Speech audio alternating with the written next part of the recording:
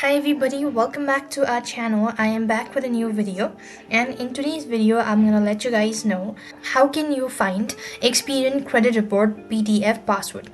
In order to find the Experian credit report PDF password, you just need to follow these simple steps.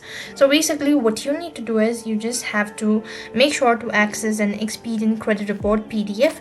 Now you do not need a separate password. Instead you just need to go ahead and log in into your Experian account using your chosen password. Now as there is no preset password for the PDF itself, now you need your login credential, provide the necessary security, after which you could see that you've actually received the PDF, right? So when you open up the PDF file, in the instruction itself there will be listed that the password consists of the first four letter of your name and then followed by your last four digit of your mobile number.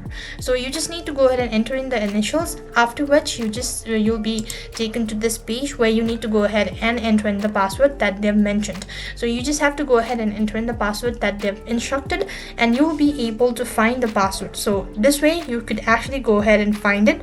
So this is the way you could go ahead and find it out. Just make sure to read the statement clearly and properly. That's all for this video. I hope the video was helpful.